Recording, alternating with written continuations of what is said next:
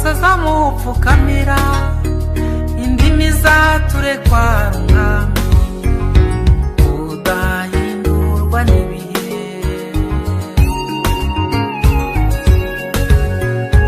Ingoma ibihe n'ibihe bizamwikubita imbere, amavi yose azamupfukamira, indimi zaturekwa umwami udahindurwa n'ibihe.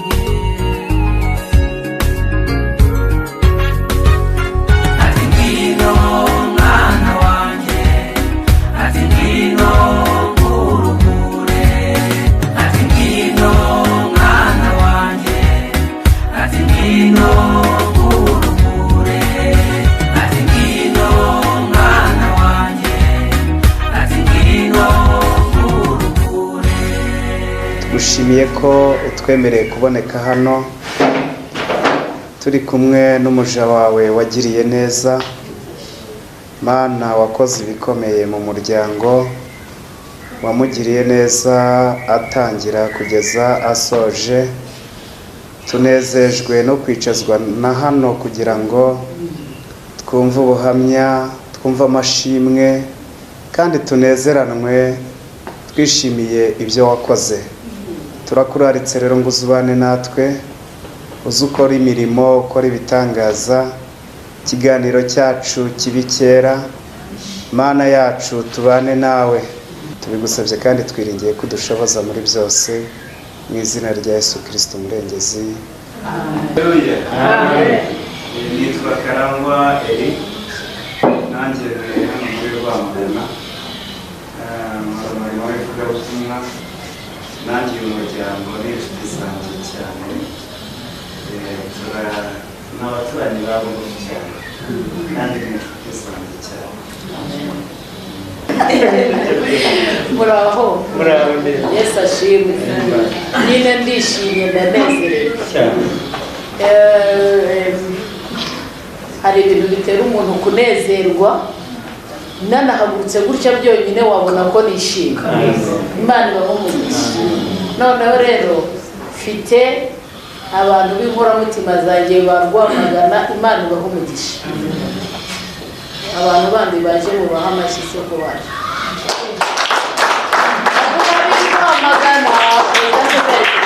Ndikuvuga ngo abantu b'i Rwamagana mu bampera amashyi ko ari zakizanya. Imana ibahumugisha mwisi. Hanyuma ndi kumwe kampere kuri president wa korali Mujiribamo, mama w'abana bane, dutuye i Kigali ariko nanjye nirirwa muri Rwamagana. Nkorera hano kuri REG.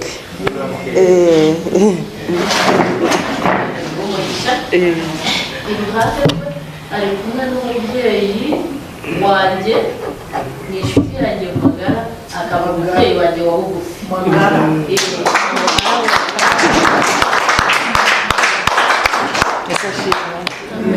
Nitwa Gisele Munyansanga, ariko izina ry'ububyeyi nkaba nitwa Mama Edith.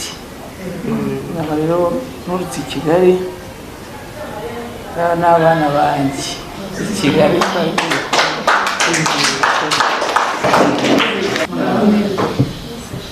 Amen. Cyangwa ntabwo nigeze mutera w'abana nyine niko tumwita ku ishuri. Twariganye dutangira mu wa mbere turanasuzanya. Umwana rero yaratubashishije turayishimira, isigaye bisa naho umugisha. Kandi kumwe ba Nyiramwiza uriya turahera kuri uriya usetse mbere, hari akinzobe hari kaguruke kivuga. Uraho. Nitwa muri classe, naturutse i Kigali, tugiye turaririmbana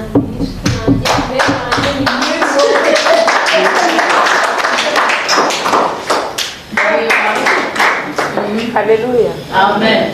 ni Twizeyimana Angelique ntuye ku Muhima, nanjye inshuti yanjye umubyeyi wanjye urabizi cyane, nishimiye kubana nawe.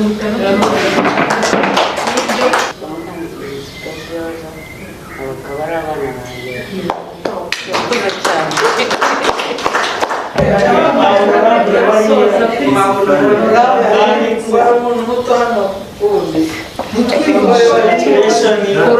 kuramo agapfukamunwa niko twavuganye. Okay, uyu ni imfura yanjye yitwa Salomo, niyo yavuze nako nahaguruke yivuge. Haleluya. Amen. Haleluya. Amen. Twona yavuze Salomo, bakara ababyeyi banjye. Ara akurikirwa n'umukobwa nawe nahaguruke yivuge.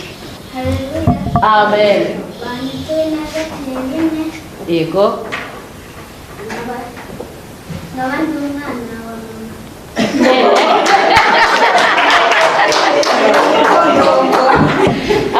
Ara umuhungu umukurikira nawe nahaguruke yivuge.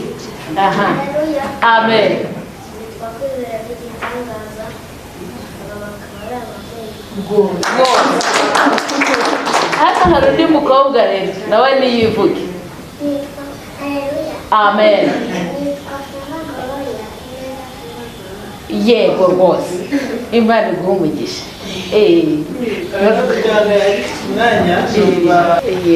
Uyu ni umutware wanjye, tubyaranye aba bana bane, abahungu 2 n'abakobwa 2.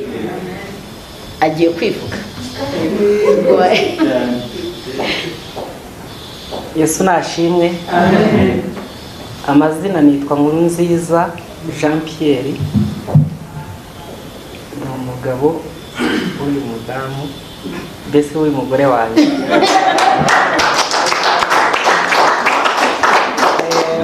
Kuvuga umugore ntabwo binteye isoni kuko Bibiliya iravuga ngo abagore. Nibyo rwose. Hari ahantu Dawidi ngo yagiye ku rugamba yica Abafilisitiya arabararika, atahutse ngo abagore basanganira Sawuli bikiranye bavuga ngo Sawuli yishe 1000, Dawidi yishe inzovu. Ubwo rero Bibiliya irahamya neza ko kuvuga umugore atari icyaha. Niyo mpamvu mvuze ngo ni umugore wanjye, mfitanye bano bana bose. Imana ibahe umugisha. Amen.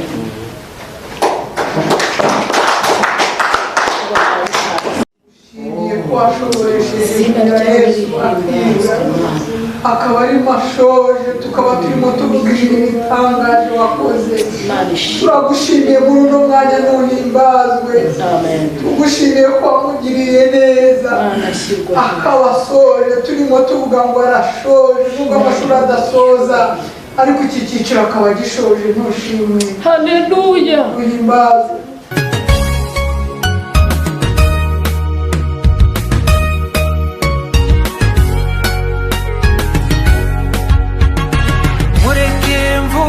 umukunzi wanjye ni Yesu wanyitangiye, yankoye amaraso y'igiciro anyinjiza mu masezerano, yansanze ndararwa ntambiriye, yambwiye ijambo ryiza cyane ryururutse umutima wanjye. Mureke mvuge umukunzi wanjye ni Yesu wanyitangiye, yankoye amaraso y'igiciro anyinjiza mu masezerano, yansanze ndararwa ntambiriye, yambwiye ijambo ryiza cyane ryururutse umutima wanjye, ati ngwino mwana wanjye, ati ngwino. Ariko aho tumenyaniye naramwishimiye kandi nawe ndizera ko yanishimiye, sibyo? Imana ishimwe cyane. Kandi koko ibyo ni byiza ku bana b'Imana. Aho abana b'Imana bahuriye barakundana. ikibaranga ni urukundo. Byaranejeje cyane rero. Noneho mu minsi yashize nibwo naje kumenya inkuru y'uko agiye kurangiza kwiga. Ntabwo byoroshye, byarantangaje. Naravuze mpese ubu wabikoraga ryari? Mu kazi, abana, urugo namwe murabizi uko biba bimeze. Ubu wabashije kwiga ute? Naravuze rwose ni ikintu cyiza cyane, ni ikintu gikwiye gushimirwa.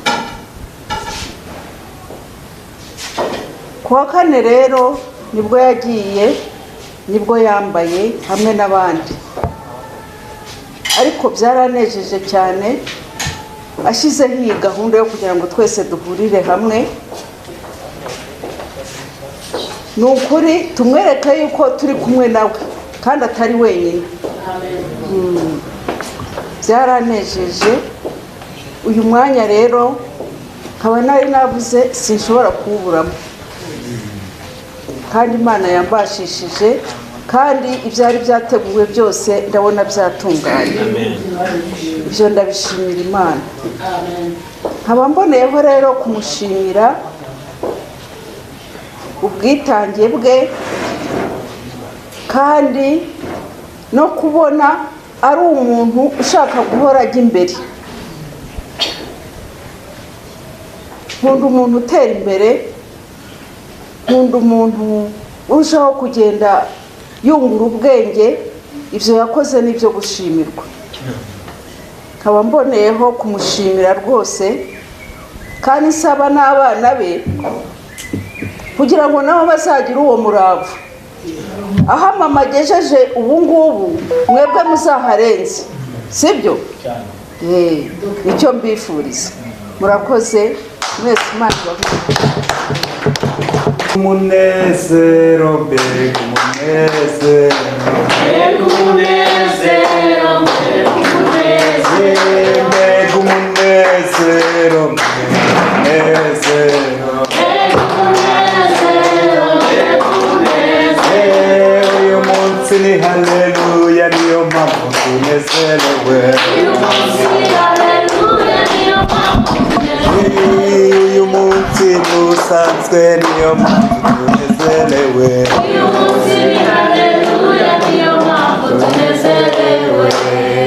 Amina. Nshimye Imana ku bw'uyu munsi mwiza. Mu by'ukuri uyu mubyeyi yaje inaha, ndi umwe mu bantu bamwakiriye bwa mbere. Ndumva ari igihe wamwinjije, mpita mwinjiza muri biro y'umushumba, ariko numva ndamwishimiye. Mbona umwuka uri muri we udahabanye n'uwanjye, ahubwo biri kumwe. Hanyuma rero n'umugabo waje aza, ndetse mbona ari nka murumuna wanjye.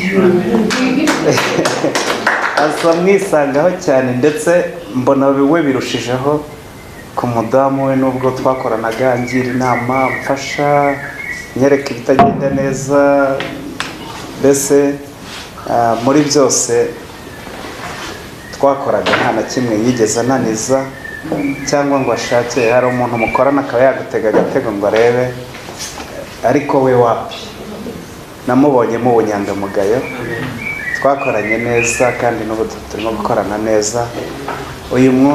Uyu munsi rero numva mu birori bye ntabura, hari gahunda nyinshi twari bujyemo, hari ubukwe, ariko ndavuga ngo nanjye ntabwo nshobora kubura mu kirori kimeze gitya, kandi ni ukuri nshimye Imana. Ntabwo nari nzi ko yigaga, numvaga ko ibi byarangiye, ariko nshimye Imana ko uyu munsi aribwo yakoze, kandi nshimye Imana ko yamushoboje. Gutangira ntabwo biba byoroshye, kandi no gusoza ntabwo biba byoroshye, kuko ubu hari abo batangiranye bitakunze ko bambara. Ubwo rero ku bw'iby'Imana yakoze, mumfashe duhe Imana icyubahiro, tuyikomere mu mashyi, tuyivugirize impundu. Amen. ntago amashyi nashakaga ariyo mukara. Turakoma ya special tuvuze n'impundu. Ibyo Imana yakoze ni byinshi byiza umuntu yavuga bukira. Nanjye ubu najya mu mwuka nkahera wenda atangira muri primaire ariko naba ntwaye igihe kirekire. Murabyumva gusoza primaire, murabyumva nyine kujya muri secondaire, murabyumva kujya muri kaminuza, murabyumva kujya kwandika igitabo. Ntabwo ari ibintu byoroshye cyane. Amafyi rero ya special 1 2 3.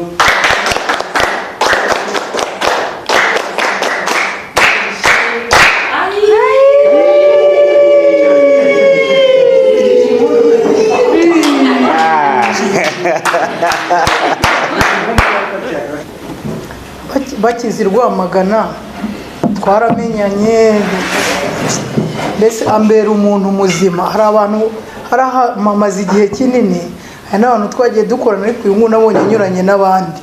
Hari impamvu mbivuga, nabonye afite karagiteri nk'izanjye, ubwo mbese avugiraho kandi akavugisha ukuri. Ubundi abo bantu kugira ngo babone biba bigoye. Hari umuntu ukubwira ikintu cyangwa yakibonye akakirenza wenda akaba yakuvugira ahandi, ariko ibyo namubonyemo nabonye ni umukristo avugiraho. Ikindi akigera inaha nanjye twabaye inshuti, numva ngira inama mu bintu bijyanye n'akazi. Di directrice nyine w'iki kigo cyo hepfo, ariko urumva mu bikorwa byose niwe uduhedinze. Urumva ko hari ibintu nagiye muboneraho kandi byiza. Hanyuma ashimye Imana akivuga ko azambara. Hari igihe yagiye yiruka, ubu hari byinshi ndi bubabwire ndabakarira, ariko hari izindi ntambara yagiye ahoramo nabyo. Diplome yayitaye kugira ngo udefande nyine ngo murabizi cyangwa wambare. Hari igihe ugenda ugashaka ibintu yari yayijugunye, sinzi ukuntu byagenze. Ubu nishimwe rikomeye kuba yambaye, kuko hari ibintu badusaba kugira ngo wambare. Ariko hariho yigeze yirukanka Kigali, ngira ngo papa w'abantu harabizi inshuro nyinshi cyane. Ndashima Imana ko yambaye. Ura hari ibintu mutabyumva. Kandi ndashima Imana ko n'ubu ngubu mama Alice yabivuze. Kuba ni Kigali kuwa 4 nabonye hari yo fete, nitwagiyeyo azirikana Rwamagana. Turashima Imana ko yamuvanye Kigali kamuzanira Rwamagana. Ubwo ni mu byumva nubwo hari gemba numva mu mutora akaguma iwanyu, ariko numva yarabaye umuturage w'inaha iwacu. Rero turashima Imana ko Imana yatuzaniye umuntu w'umumaro. Ura hari umuntu utari w'umumaro. Ibyo ndabishima Imana kandi shimira n'abantu b'i Kigali. Buriya nawe yatabane tuba twabimenye, kuko hari n'abatubwiye ko bagize impamvu bari buzi. Abana n'abantu benshi ibyo ndabizi bagize ibibazo bagombye kuba baje. Namwe ndabashimiye Imana ibahe umugisha.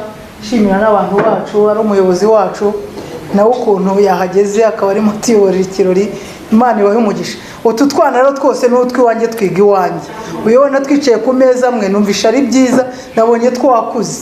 Ntabwo abona Salomo ko ari 5 wagira ngo yagiye 6. Hanyuma mu mpera Imana ikiwaro ko akoze ibintu byiza kuri uyu muryango wa Nkuru Nziza. Ubundi yaje tumwita Betty. Tumwakira muri korali yacu. Nibwo arakirangiza secondaire ahari. Ari umwana mutoya urabyumva. Ariko agakubita ikorasa abazimu bagahunga. Aratuzamura muri korali tumugiriraho umugisha. Bigeze igihe ashyingiranwa na Papa Salomo. Erayo turaseruka twabashingiye, mbese ubu nahise nkurura ubukwe bwe.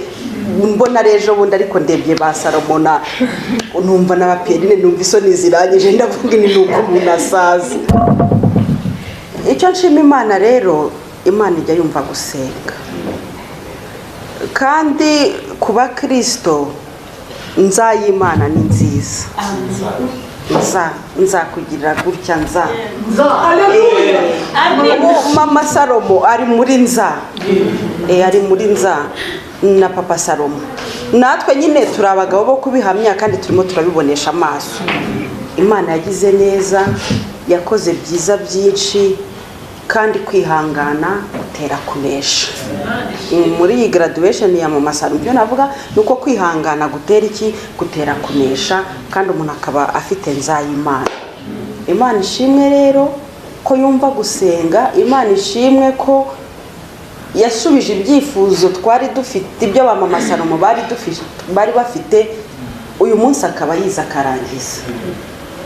Hari igihe wenda ntabwo nzabona uko nakongera kubivuga, hari igihe nigeze kubasura mama Salomo, mbasura muri munsi y'umurenge, cya gihe urwaye utabasha gutambuka, urabyibuka? Warabyibuka. Nanjye ni amateka tuba tuziranyeho. Nageze mu rugo ndapfukama mu cyumba, hari ibyo nabwiye Imana, ariko ndashima Imana ko Imana ijya yumva gusenga. Hari aho nageze ndavuga inti Imana, umunsi waremeye igitangaza mama Salomo ukamuha akazi, numvaga ntazi ahantu bizaturuka.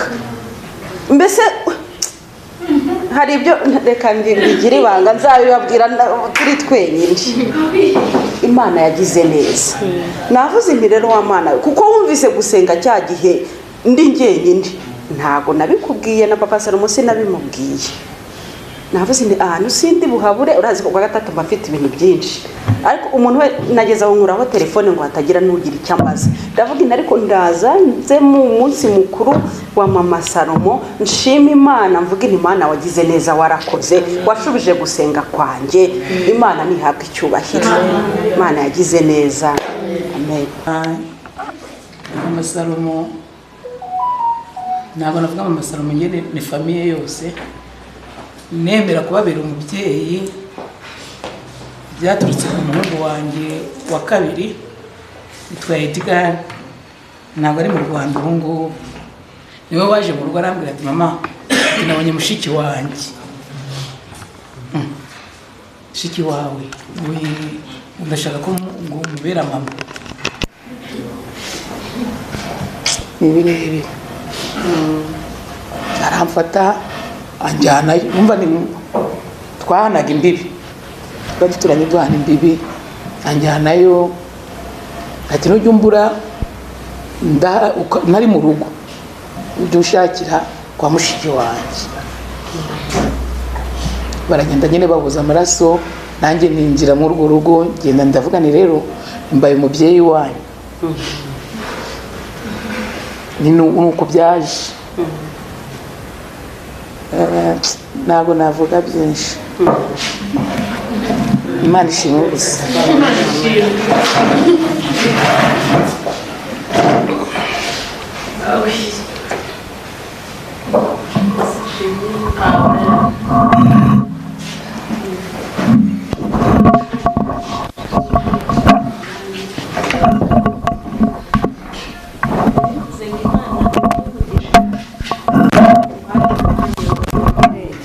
wenda ngira icyo mbivugaho.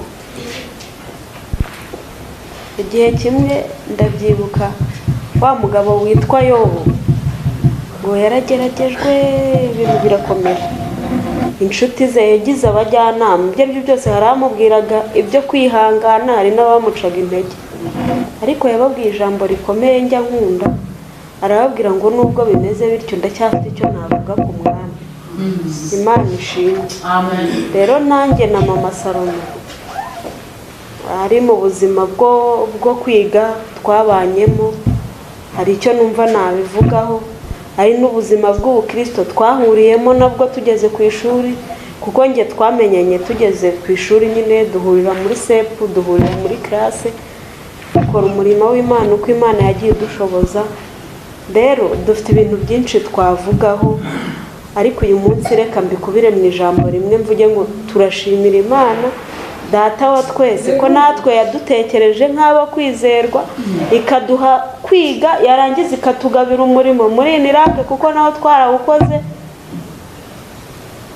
kandi tukaba dutabarutse amahoro tutaratsinzwe. Nk'uko mwahoze mubivuga, hari abana batoya bari mu bari bakirangiza amasegonderi twasizeyo. Ngewe narangije 2007, abantu bo mu Rwikubo twajyaga tuza kuririmba hariya kuko nigaga muri Saint Aloys. Ndagenda ntegereza Nzayimana iza 2017 nibwo natangiye kwiga muri Inirake, nari maze imyaka 10. Urumva twigaga Igifaransa tujya gutangira Icyongereza, mbese rwari urugamba. ariko imana yabanye natwe ikora ibyo gukiranuka. Muririmbyi yararirimbye ngo igikora ibyo gukiranuka gusa. Gusa ntabwo ari gusa, wenda uwo muririmbyi niko yari yarabibonye. Iyo tubona ikiranuka, iyo irakiranuka n'Imana, hari igihe hari n'ibituzaho tukabona wenda tugatangira kwibaza ibindi, ariko ikora ibyo gukiranuka gusa. Imana ihimbazwe rero ko yabanye natwe muri urwo rugendo rwose. Ndabyibuka iyo twabaga dufite examen, hari ibitaro biba mu Gatenga bagize iby'abarwayi ba covid, amajoro twabirayemo ntitubyibuka. Uyu nguyu akaza kudutwara nka saa 8, njye nari ntuye hafi, bakamperekeza bakangeza ku gipangu nawe bagakomezanya. Ubundi tukaba tudashoboye kubyibashisha turi babiri, tukaba twatega twese tukajya ku wundi muntu. Amasaa 6 y'ijoro tukaba turi ku mamoto dutaha. Mbese urugamba rwo kwiga, noneho ongeraho kwiga Icyongereza ari bwo gitangiye. Nawe byumva ibyo bintu, kandi twari dufite intego ko tutagomba kubona amanota make yari 70, ariko Imana ni data wa twese, imenye ibidukwiriye. Ni ukuri ko Imana ibyo bintu yarabikoze kandi bikora neza. Noneho tukajya twumva ahubwo abantu natwe barimo badukeneyeho ngo tubahe kubumenye, ngaze tubigisha Icyongereza. Imana ihimbaza. Rero muri ubwo buzima bwose twabanyemo, ngira ngo twabanye neza. Njye yambereye imfura, mbere umubyeyi, mbese sinzi uko nabivuga, ariko mu byumve, habe mu buzima bw'umwuka, habe n'ubw'umubiri dusa. Hari abantu muri ino si babayeho nk'ubu, nkazi wawe nkubwire ntubu nabuze amayinite, twambwira ngo reka ngusengere, ariko twe ntabwo ari gutyo twabanyeho nk'abantu. Ntabwo twabanaga ngo niba turi ku ishuri avuge ati njye naje niruka ntariye, mubwire ngo reka ngusengere cyangwa ngo ihangane. Ahubwo nishaka bari senkani turye rihamu tukayirya, ubuzima bugakomeza. Imana rero yabanye natwe muri ibyo byose. Turashimira Imana yera ko yatubashishije. Kandi nanjye mfite abana 3 b'uduhinja. Urumva ngewe bihereye kuri Pierine gusubiza kuri Fevu, Salomo atarimo we